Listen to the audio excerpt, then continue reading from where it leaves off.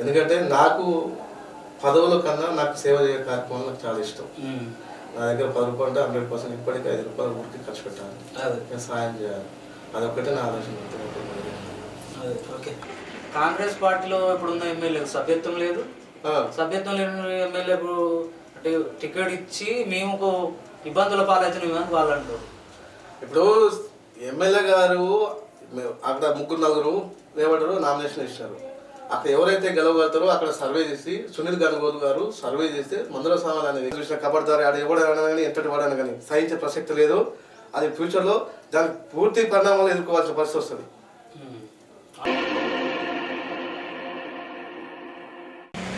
Hi, వ్యవస్థ news ఛానల్కు స్వాగతం. ఈరోజు మనం ఎక్కడ ఉన్నామంటే యాదాద్రి జిల్లా అడ్డగూడూరు మండలం టీపీసీసీ రాష్ట్ర నాయకులు యువకుడు బాలెముల సైదులను కలవడానికి వచ్చినాం. ఒకసారి ఆయనతో మాట్లాడు. నమస్తే, బాగున్నా? ఓకే. అయితే ఉన్నత చదువు అంటే ఉద్యోగం వైపు చూడకుండా రాజకీయాల వైపు అంటే నాకు చిన్నప్పటి నుంచి నేను 10th క్లాస్ నుంచి నాకు బాగా రాజకీయాలు చేయాలని ఒక అమోహం బాగా ఉంటుండేది. ఉద్యమాలు చేసి తెలంగాణ ఆనాడు ఉద్యమాలు అప్రభావితం మా దగ్గర మా అన్న డప్పు మలేషన్ ఉంటుండే, ఆయన మమ్మల్ని తీసుకోవడం ప్రతి ఒక్క మీటింగ్ మమ్మల్ని తీసుకోవడం అట్లా చేస్తున్న తరుణంలో 2006 నా 10th కూడా నేను ఎగ్జామ్ వదిలిపెట్టి నేను నల్లగొండకు అట్లా మీటింగ్ పాటలు పాడటానికి అట్లా పోతుండే. ఎప్పుడైనా ఒక స్థానికంగా ఒక వార్డు నెంబర్ అన్న కావాలి, ఒక సర్పంచ్ అన్న కావాలి, ఊరిని డెవలప్మెంట్ చేయాలన్న ఒక కోరిక నాకు కలిగి ఉండే.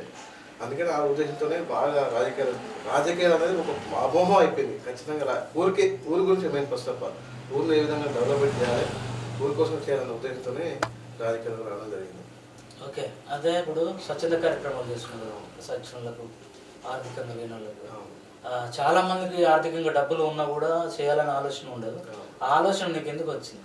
అంటే వాస్తవానికి ఇప్పుడు నిరుపేదలు ఊర్లో ఉన్నటువంటి వాళ్ళు చాలా వరకు వాళ్ళు చనిపోయిన సిచ్యువేషన్లో వాళ్ళకు దాన సంస్కారం చేసే పరిస్థితి కూడా ఉండదు ఒక్కోసారి. ఆ సిచ్యువేషన్లో నాతో పాటు ఉన్నటువంటి నా టీం సభ్యులు కానీ వాళ్ళు నాకు ఇన్ఫర్మేషన్ ఇచ్చేవాళ్ళు. ఖచ్చితంగా అన్న వీళ్ళు పేదవాళ్ళు, ఖచ్చితంగా మన తరఫునకి నేను ఇచ్చేయాలని ఉద్దేశం ఉంటే కంపల్సరీ నేను అటెండ్ అవుతా, ఆ సాయం చేస్తా. ఎందుకంటే మనం కూడా పేదలమే, మనం ఉన్నోళ్ళమే అయితే ఏం కాదు. నా దాంట్లో ఉన్నటువంటి ఒక 10 రూపాయలు, ఒక 4 రూపాయలు, 5 రూపాయలు అన్నా ఆ పేదవాళ్ళ కోసం ఖర్చు పెట్టాలనే ఉద్దేశంతోనే చేస్తున్నాం. అంతే తప్ప ఏంటంటే సేవ చేయాలి, నిరంతరం సేవా కార్యక్రమాలే ఉండాలని ఆలోచన. ఫ్యామిలీని వదిలిపెట్టి కూడా నాకు మెయిన్ ఫస్ట్ ఆఫ్ ఆల్ ఊరు అంతే. నాకు కావాల్సింది కూడా అదే. ఊరిని ఎప్పుడు ఈ స్వచ్ఛంద సంస్థ పక్కన పెడితే నా స్వచ్ఛందంగా నేను చేసుకున్నాను ఒక టీమ్ సైజులు అనేది ఒక క్రియేట్ చేసుకొని దాన్ని ఒక ఊరిని మొత్తానికి డెవలప్మెంట్ చేయాలి. ఊరిని చాలా వరకు డెవలప్మెంట్ కాదు. ఇంకా మండలం 14 అయింది, ఇంతవరకు డెవలప్మెంట్ లేదు. ఎమ్మెల్యే గారు వచ్చిన తర్వాతకి ఇప్పుడు స్థానికంగా మా ఎమ్మెల్యే గారు మంత్రస్వామిని గెలిచిన తర్వాతకి ఇప్పుడు ఒక ఐటీ కాలేజ్ వచ్చింది. గవర్నమెంట్ హాస్పిటల్ 24 hours చేసే ప్రయత్నం చేస్తున్నాం. ఆ విధంగా మనకు డెవలప్మెంట్ చేసుకుని ఇంకా డెవలప్ కావాలి. రేపు ఏమైనా అవకాశం వస్తే మనం అక్కడ రాజకీయ నాయకులు ఎదిగి ఒక సర్పంచ్ సంథింగ్ ఏదైనా ఇంకా ఉన్నత పదవి వస్తే ఇంకా డెవలప్ చేయాలన్న ఆలోచన నాకు చాలా ఉంది. ఖచ్చితంగా చేయాలని కోరిక. ఓకే.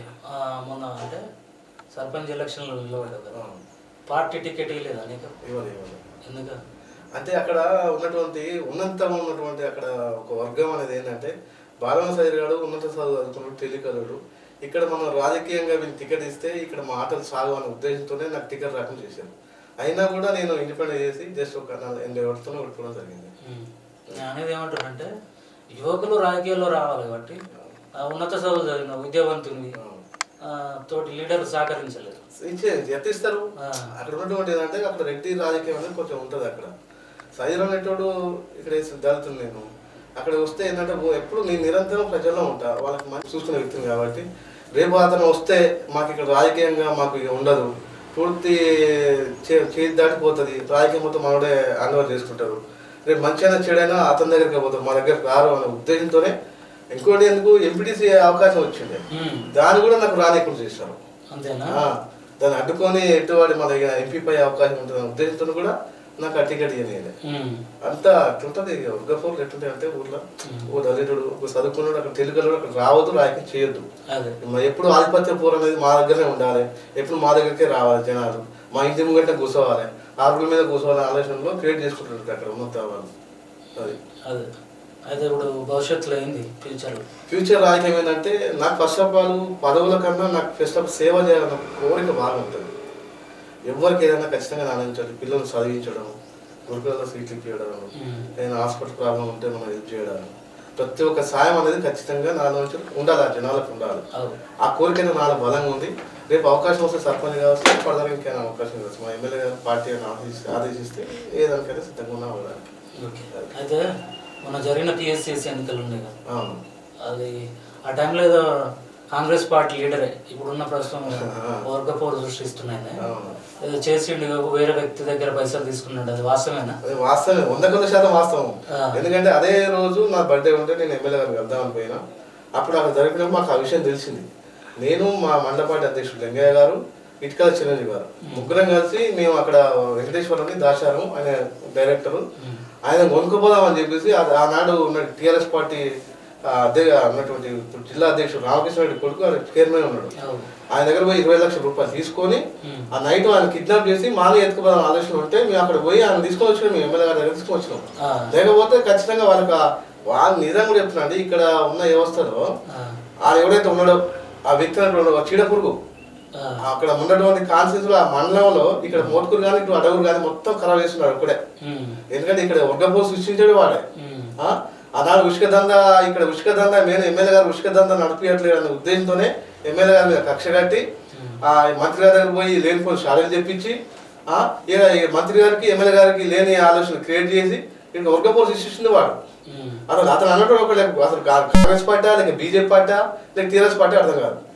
ఆనాడు మాజీ ఎమ్మెల్యే ఉన్నప్పుడు అసలు అక్కడ ప్రతిపక్షం లేకుంటే ఆనాడు ఒక 1 లక్ష ఎకరాలకు తీసుకొచ్చుకొని ట్రైన్ పెట్టేసి ఒక గజమాలేసి ఉచిత దండల వాటా తీసుకొని 4 లక్షలు అక్కడ కాంట్రాక్టర్ ఇస్తే ఆ ఊరికి పంచమని చెప్తే ఆ 4 లక్షలు కూడా అతనే వాడుకున్నాడు. అలాంటి వ్యక్తి అలా ఎమ్మెల్యే గారి మీద ఉద్యోగాన్ని అన్ని విధాలుగా ఇబ్బంది పెట్టుకుంటూ చేస్తుంటే ఉప్పిన ప్రసక్తి లేదు. కబడ్దాడు ఎవడైనా కానీ ఎంతటి వాడైనా కానీ ఎమ్మెల్యే గారి జోలికి వస్తే మాత్రం ఉప్పిన ప్రసక్తి లేదు. దాని మీద తగిన ఫలితం త్వరలో చూడవలసి వస్తుంది. దళితుడు ఎమ్మెల్యే అంటే దళితుల మీద బీసీలే పరిస్థితి లేదు. ఒక దళిత ఎమ్మెల్యే అయినందుకు తక్కువ పరిస్థితి లేదు అక్కడ లోకల్. అది ఘోరమైన అసలు ఇప్పుడు మనకి పనిచేసే పనిచేస్తాడు, అతని దగ్గర ఉంటాడు, ఇంటి దగ్గరికి వస్తాడు. బీజేపీకి ఓటు వేపి అని చెప్పి బీజేపీకి ఓటు పంచాడు ఎంపీ ఎలక్షన్ లో. చాలా ఏనాడు ఎమ్మెల్యే కూడా ఓటేయలే, ఎంపీకి ఓటేయలే వచ్చి. ఆ ఎంపీ ఎలక్షన్ లో బీజేపీ ఉన్నటువంటి ఎంపీ మన ఎంపీ గారి దగ్గర డబ్బులు బీజేపీ ఎంపీ దగ్గర డబ్బులు తీసుకొని పంచిండు అక్కడ లోకల్ బీసీ కాబట్టి ఆ విధంగా గౌడ్స్ ఫీలింగ్ తోని ఎందుకు శ్యామకే రెడ్డి పార్టీకి ఎందుకు పనిచేయలేదు నువ్వు? పార్టీ నువ్వు పార్టీ కాదు వికాసాన్ని కాంగ్రెస్ కార్యకర్త అని చెప్పుకుంటున్నావు కదా, నువ్వు ఎందుకు ఓటేయలేదు? నువ్వు ఎమ్మెల్యే గారు ఓటేసినావు ఫస్ట్. ఇలా వర్గపోరు తీసుకొచ్చి అన్ని విధాలు ఇబ్బంది పెట్టి అక్కడ ఒక 3 తయారయ్యారు అక్కడ.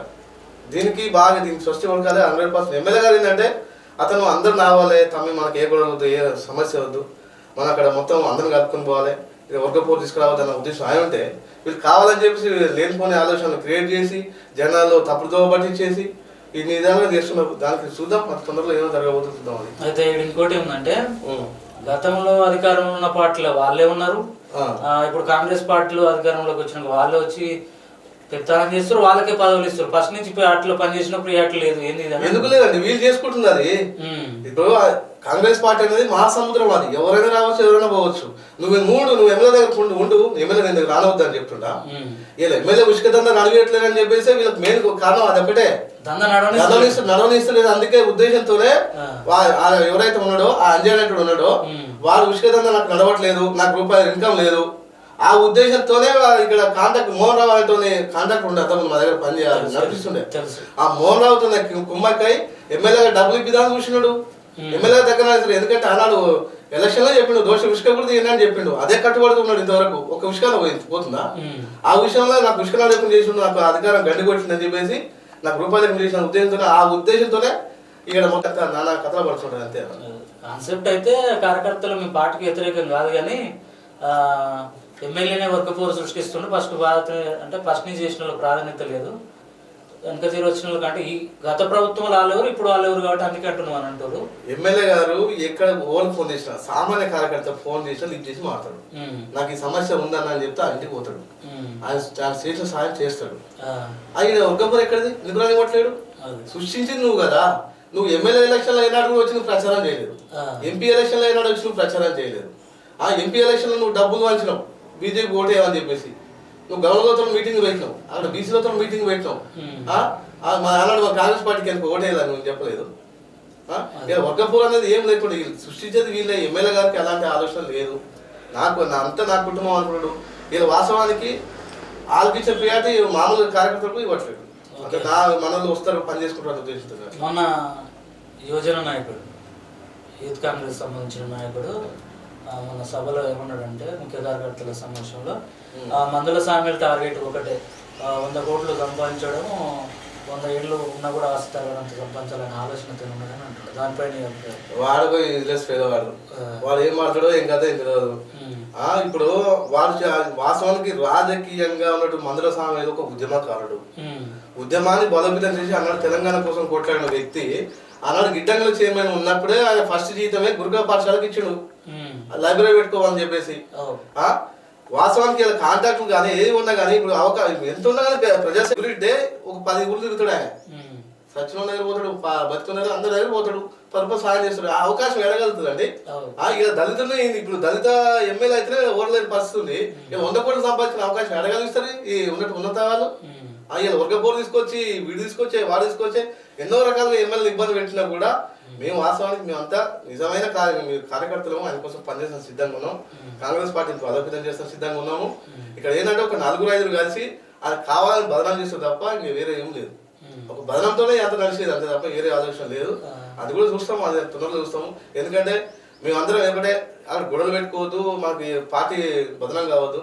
ఇక ఏంటంటే అధికార పక్షం మాదే అయిపోయింది, ప్రతిపక్షం మాదే అయిపోయింది. ఇక్కడ ఇక టీఆర్ఎస్తో సంబంధం లేదు. ఇక్కడ టీఆర్ఎస్తో సంబంధం లేదు. మా రాజ్యంలో మేమే ప్రతిపక్షం అయిపోయింది, అధికార పక్షం అయిపోయింది. ఇంట్లో ఏముంటదంటే ఐకమత్యం ఉన్నప్పుడు ఎట్లా విడి తీయాలని చూస్తారు. అదే అధికార పార్టీలో వాళ్ళే అనుకుంటారు, వాళ్ళే తిట్టుకుంటారు, మనం ఎందుకు మధ్యలో పోయేది పార్టీ అదే అయిపోయింది. ఇప్పుడు బీఆర్ఎస్ ప్రతిపక్షం కానలేదు. ఆనాడు మాజీ ఎమ్మెల్యే ఉన్నప్పుడు కాంగ్రెస్ పార్టీలో ఒక్క లేడు, ప్రతిపక్షం అనేది లేదా, ఎదురు మాట్లాడట్లేదు లేడు. ఎవడో మాట్లాడితే భౌతిక దాడులు చేస్తున్నారు.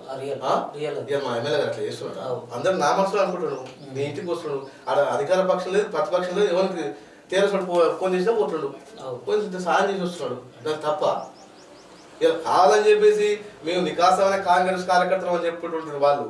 మీరు రండి, ఎమ్మెల్యే దగ్గర రండి, చర్చించుకుని రండి, నీకు సమస్య ఏదో చెప్పుకోండి, మీకు ఏం ప్రాబ్లం చెప్పుకోండి. ఎమ్మెల్యే రావద్దని చెప్తాం. ఎమ్మెల్యే ఏమన్నా మీరు కావాలని చెప్పేసి ఎమ్మెల్యే గారి మీద నెగిటివ్ గా క్రియేట్ చేసి ఆ పైన ఎంపీ గారు చెప్పడం, అటు మంత్రి గారు చెప్పడం, ఇంకా వేరే వాళ్ళు చెప్పడం, ఎంత మహేష్ కుమార్ గౌడ్కి ఇట్లా అధ్యక్షులు చెప్పడం అంత ఏంటంటే ఇక్కడ చేసేది అంటే మెయిన్ ఉన్నత వర్గాలకు దళిత ఎమ్మెల్యే అనే ఉద్దేశంతోనే వీళ్ళు తట్టుకోలేని పరిస్థితులనే కావాలని బదనం చేస్తున్నారు. వీళ్ళకు తగిన మూల్యం ఉంటుంది, అది తొందరలో ఉంటుంది, 100% చెప్తున్నాం కదా. ఎందుకంటే పాపం ఆయనే 25,000 రూపాయలకు వచ్చే జీతంలో 25,000 పెట్టి ఒక అభ్యర్థి పెట్టుకుంటే అక్కడ. ఎందుకంటే సీఎంఆర్ కోసం కానీ ఎల్ఓసి కానీ ఎవరు పెట్టారని ఎమ్మెల్యే పెట్టాడా అన్నాడు, మాజీ ఎమ్మెల్యే పెట్టుకున్నాడా. కానీ నీకు అపార్ట్మెంట్ దొరకడానికి ఒక 10 రోజులు పట్టేది. కూర్చోబెట్టుకుంటే ఇక నువ్వు ఇట్లా కూర్చున్నా ఇట్లా పక్కన కూర్చో, బెడ్ మీద పక్కన కూర్చోబెట్టి మాట్లాడు ఎమ్మెల్యే గారు. అంత అవకాశం, అంత ఫ్రీడమ్ ఉన్నది. నీకు ఏం తక్కువైంది? గత ప్రభుత్వం ఎమ్మెల్యే పట్టించుకోలేదు. ఏనాడు పట్టించుకోడు. 1-2 గంటలకు ఇట్లా కూర్చోబెట్టేది. జెడ్పీసీలకు ఎంపీటీసీలకి దిక్కు దిశలు ఎక్కువతుండే. ఓ దొర అహంకారంతో ఎదురుసాడు ఆయన కోసం.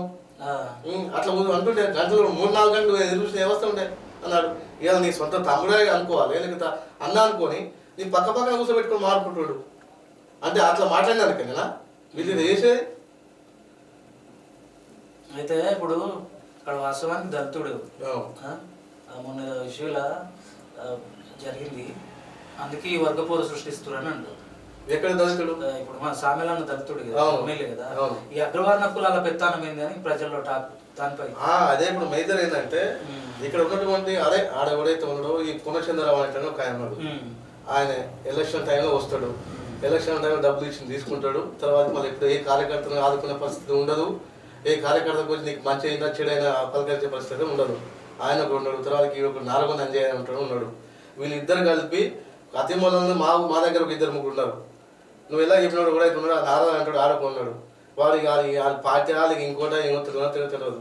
వీళ్ళందరూ కలిసి ఎమ్మెల్యే గారిని మీరు ఎట్లా బుద్ధి చల్లాలి, ఎమ్మెల్యే గారిని ఎట్లా బదనం చేయాలి అనే ఆలోచన ఒకటే ఉంది. కానీ వాస్తవానికి మేము అంతా ఎమ్మెల్యే గారి మనుషులమే, మంత్రుల మనుషులమే, ఎంపీ మనుషులు అందరం అదే పార్టీలో ఉన్నామండి. వేరే పార్టీలో ఉన్నాం అందరం ఒకటే పార్టీలో ఉన్నాం. అందరం కలిసి పని చేసుకోవాలి. రేపు స్థానిక ఎలక్షన్స్ వస్తున్నాయి, నువ్వు రా పని చేయి.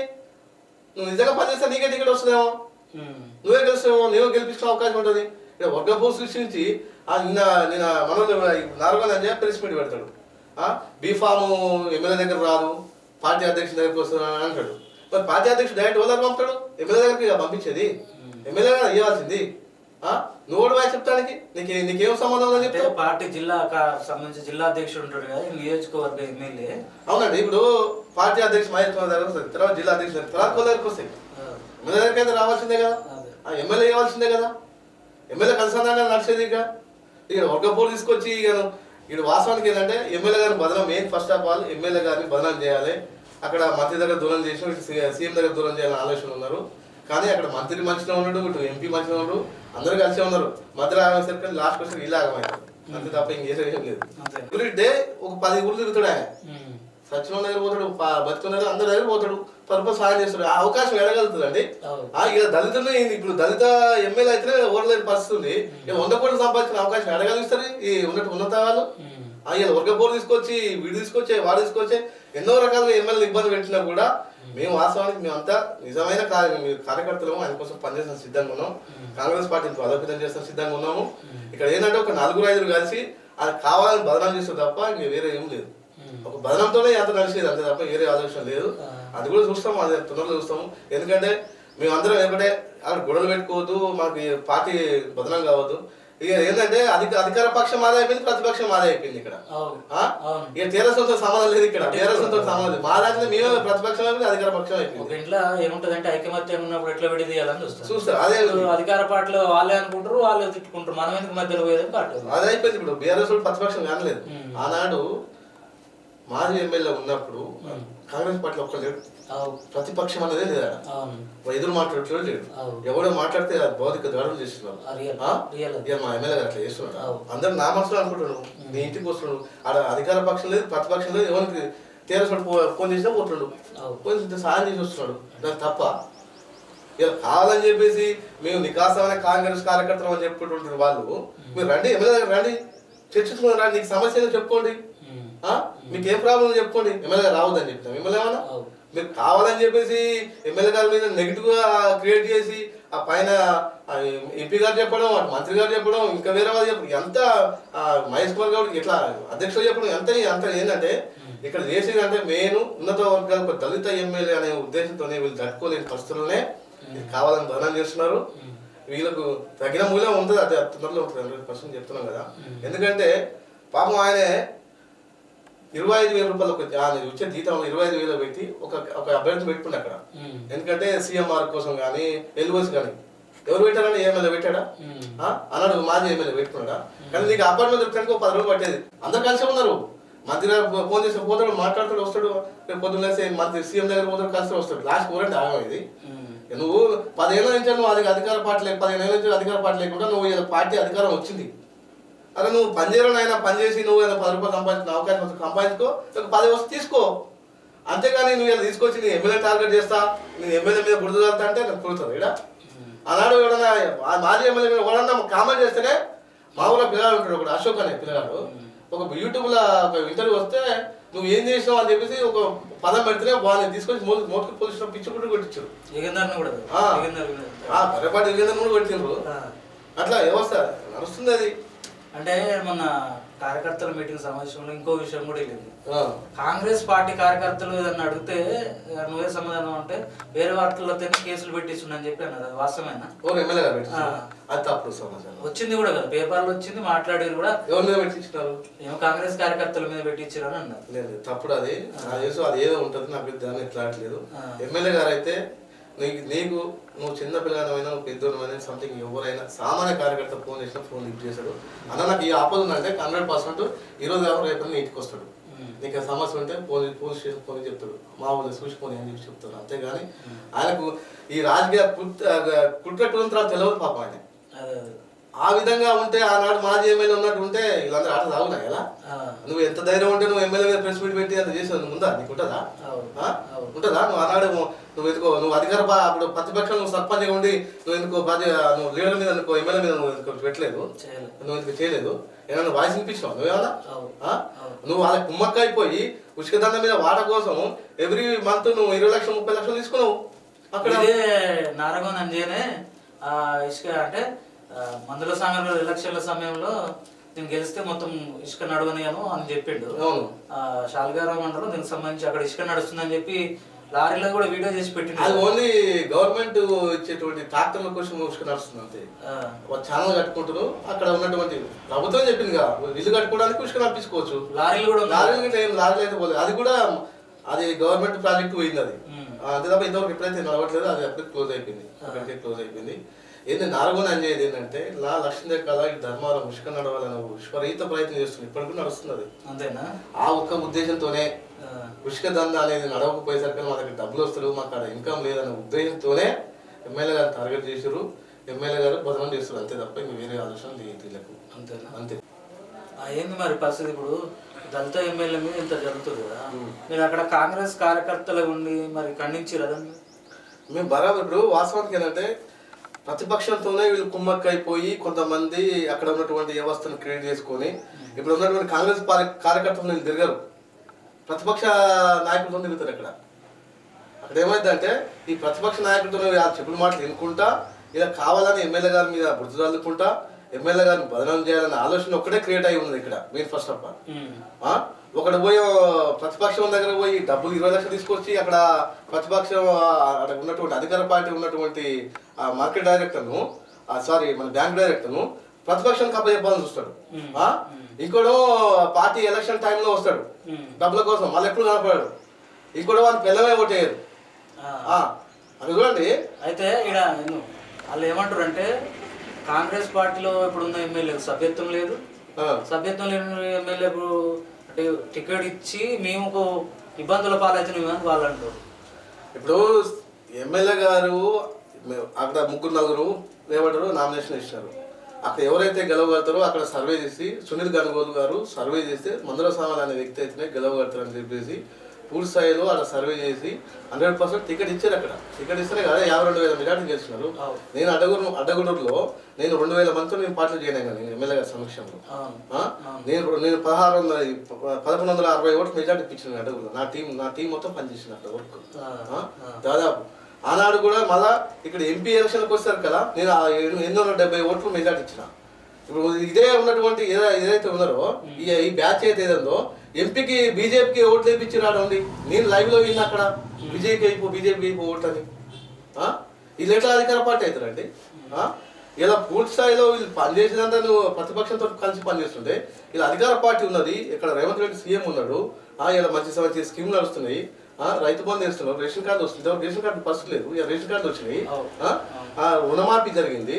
ఇలా ఎమ్మెల్యే గారు 1,100 కోట్లు ఇక నిధులు తీసుకొచ్చాడు, ఇంటిగ్రేటెడ్ స్కూల్ తీసుకొచ్చినాడు, అడ్డగుడికి అయితే కళ తీసుకొచ్చినాడు, మోత్కూరు 30 సంవత్సరాల కళ నెరవేరింది, జూనియర్ కళ తీసుకొచ్చినాడు. ఎవరి వల్ల అయింది ఇలా? ఆనాడు ప్రతిపక్ష ఎమ్మెల్యే తీసుకొచ్చింది. ఏనాడన్నా ఉష్క దందా మీద బతికిండు, 100 కోట్ల రూపాయలు సంపాదించుకుని వెళ్ళిపోయినారు. మొత్తం బస్టు పట్టించిపోయారు వీళ్ళంతా. గత ఎమ్మెల్యే ఎక్కడ చూసిన కాలేలే ఉష్క కాలేజ్ మొత్తం దాదాపు 5 నుంచి 6 కార్లు వస్తున్నాయి. 100% అరే నాకు తెలుసండి ఉష్క ఇప్పుడు మా దగ్గరికి మా ఎమ్మెల్యే దగ్గరికి 100 మంది ఉష్క కాంట్రాక్టులు వస్తారు. ఎవరు కూడా నా మెట్లు కూడా ఎక్కువదని చెప్తున్నాడు ఎమ్మెల్యే గారు. అది కూడా ఆయన సంపాదించుకోవాలంటే ఆయనకు అవకాశం ఉంది కదా. మరి 100 కోట్లు ఆయన మాట్లాడి చెప్పారు కదా ఆడవాడు, ఇలా అవకాశం ఉంది. ఆయన కూడా ఎందుకు సంపాదించుకుంటాడు? నేను ఓట్ల ఎలక్షన్లో నేను 100% హామీ ఇచ్చిన, నువ్వు ఉష్క తీస్తే చూడరు అన్నాడు. అదే మాట మీద కట్టుబడి ఉన్నాడు. ఇలా ఉష్క మీద రావా పైసలు అమ్ముకోవాలనుకుంటే 100 కోట్లు సంపాదించుకోవచ్చు. గత ఎమ్మెల్యే దాదాపు 1,000 కోట్లు సంపాదించుకొని పోయి నేను ఉష్క మీద 2 సంవత్సరాలు 10 ఏళ్లలో. గత మాజీ ఎమ్మెల్యే ఏమన్నాడంటే తుంగతుర్తి మాజీ ఎమ్మెల్యే ఏమన్నాడంటే ఆధారం లేనిది మీరు విమర్శించొద్దు, ఆధారాలు ఉంటే దేనికైనా నేను సిద్ధం, నీకు ఆధారాలు చూపించాలి అన్నాడు. అదే ఆధారాలు ఏంటండి బరాబర్ అందరికి ఎరికే. అది గతంలో జానకిపురంలో ఉష్క నడుస్తుంటే అక్కడ ఉన్న బీసీలు ఆ ఉష్కలు అడ్డుకున్నందుకు వాళ్ళు జైలు పోయిందా వాళ్ళ మీద ఎస్సీ కేసు సంగతి. గవర్నమెంట్ సంబంధించిన కాంట్రాక్ట్ ప్రాజెక్టులకు పోతుంటే అడ్డుకోవడం ఏంది అని అక్కడ మొత్తం అంతా హైదరాబాద్కి వచ్చింది. అది హైదరాబాద్కి ఉష్క మొత్తం హైదరాబాద్కి వచ్చింది. కాంట్రాక్ట్ ఎక్కడ పోయిందా? 100 లారీలు ఉంటే 10 లారీలు అటు పోతున్నారు. కథమ లారీ మొత్తం హైదరాబాద్కి వచ్చింది కదా. ఉష్క మినిమం 30 నుంచి 40 వేల రూపాయలు అమ్ముకున్నారు అక్కడ. అక్కడ పని చేస్తాడు నా సామాన్యుడు వ్యక్తుడు 1,000 కోట్లకు ఉన్నాడు. హైదరాబాద్ ఇల్లు కొనుక్కున్నారు. ఆ స్థాయికి ఎదిగి ఇవ్వాలా? ఇలా అధికార పార్టీ ఉంటుంది, ఎమ్మెల్యే గారు ఉంటారు. ఎమ్మెల్యే గారికి అవకాశం లేదా సంపాదించుకోవాలి? కానీ నేను తుంగతుర్తి 1100 కోట్ల నిధులు తీసుకొచ్చిండు. బుధాన నది కాలువ తీసుకొచ్చిండు అండి ప్రతిపక్ష ఎమ్మెల్యే అన్నాడు. ఇలా బుధాన నది కాలువ వచ్చింది, అడవులు మొత్తం అడవి ధర్మం దాకా వస్తున్నది. ఇలా 1100 కోట్లతో నిధులు తీసుకొచ్చిండు. మాకు ఇప్పుడు జానకిపురం అంటూ ఇటు చౌదరాన్ అంటూ శాలిగూరం వరకు 25 కోట్లతో డబల్ రోడ్ తీసుకొచ్చినాడు. గత ఎమ్మెల్యే తీసుకురాలేదు. వాళ్ళు ఏంటంటే ప్రతిపక్షం ఇప్పుడున్న ప్రతిపక్షం ఆనాడు ఎమ్మెల్యే నేను సంపాదించుకొని బయటపడాలని చూసిండు. ఇప్పుడు అధికార పార్టీ మా ఎమ్మెల్యే గారు నిరంతరం ప్రజల కోసం నేను చేయాలి, సేవ చేయాలి, నా కాన్స్టిట్యూషన్ డెవలప్మెంట్ చేసుకోవాలి, వెనకబడ్డ తుంగతుర్తి దాన్ని ముందుకు తీసుకోవాలనే ఆలోచనతోనే ఇలా తుంగతుర్తికి ఐటీ కాలేజ్ తీసుకొచ్చినాడు, జూనియర్ కాలేజ్ తీసుకొచ్చినాడు, bus depot Mothkur bus depot తీసుకొచ్చాడు. వస్తుంది అంటే ఈ 1 year లో అయిపోతుంది. డిగ్రీ కాలేజ్ తీసుకురాబోతున్నాడు. డిగ్రీ కాలేజ్ కావాలి మనకు బస్ డిపో 100% అవుతుంది. అది 1 year లో మొత్తం కంప్లీట్ అవుతుంది. ఇంతమంది గవర్నమెంట్ బిల్డింగ్స్ మాకు ఎంఆర్ఓ ఆఫీస్ శాంక్షన్ చేయిస్తున్నాడు, పోలీస్ స్టేషన్ కలిసి ఇన్ని విధాలు చేస్తుండే ఇంకేంది, ఇంకెవరికి నొప్పి అవుతుంది. ఇంత రకం కష్టపడుతుంటే దీన్ని దీనించుకున్నారు, ప్రతిపక్షంతో కుమ్మక్క అయిపోయి ఈ విధంగా చేస్తున్నారు. ఇప్పుడు కాంగ్రెస్ పార్టీలే అధికార పార్టీలు ఉన్నాయి, అధికార పార్టీ ఎమ్మెల్యేపై చేస్తారు. దాని మీద ఫ్యూచర్ లేదు. దాని మీద ఫ్యూచర్ మేడం ఎట్లా ఎదుర్కోబోతున్నారు? ఇలా దళిత ఎమ్మెల్యే కాన్షియస్ కి ఎమ్మెల్యే ఉన్నాడు, బాస్ ఆయన. అది ఉన్నటువంటి మా పార్టీ వాళ్ళే దాన్ని జీర్ణించుకోలేక పోతున్నారు. ఖబర్దారి ఆడు ఎవడు కానీ ఎంతటి వాడైనా కానీ నేను చెప్తున్నా, మేము అందరి మనసులమే. ఇటు ఎమ్మెల్యే గారితో ఉంటాం, అటు మంత్రి గారితో ఉంటాం, ఎంపీతో ఉంటాం, అందరితో ఉంటాం. కానీ ఇలా ఎమ్మెల్యే గారిని బదనాం చేయాలని చూసినా, ఇంకేమైనా చేయాలని చూసినా ఖబర్దారి ఆడు ఎవడైనా కానీ ఎంతటి వాడైనా కానీ సహించే ప్రసక్తి లేదు. అది ఫ్యూచర్లో దానికి పూర్తి పరిణామాలు ఎదుర్కోవాల్సిన పరిస్థితి వస్తుంది.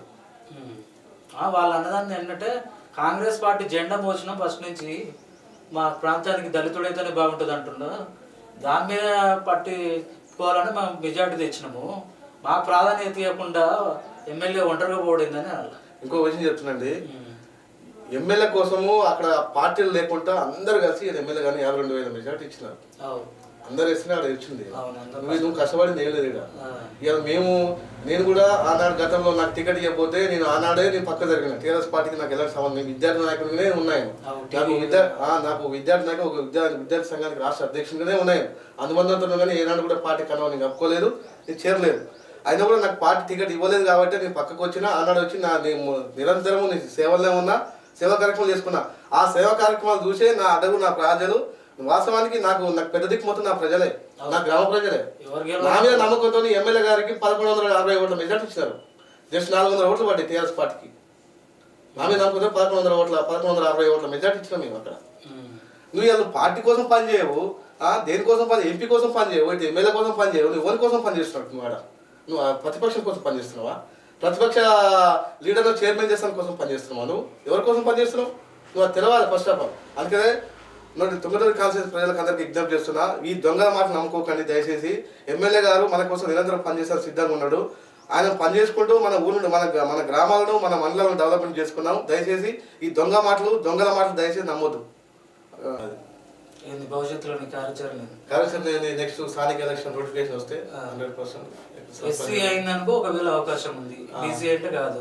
జనరల్ వస్తే పరిస్థితి ఏంటి? జనరల్ అంటే ఎమ్మెల్యేలు ఉంటారు. జనరల్ వచ్చినా మా చెప్తున్నా పార్టీ మాకు ఎమ్మెల్యే గారు నువ్వు పోటీ చేయకు, జనరల్ ఇస్తాడంటే అవకాశం చెప్పలేం కదా. పార్టీ ఎమ్మెల్యే గారు ఇష్టం ఉంటుంది, ఇక్కడ మండల పార్టీ అధ్యక్షుడు ఉంటుంది, డిసైడ్ చేసిన బట్టి ఉంటుంది.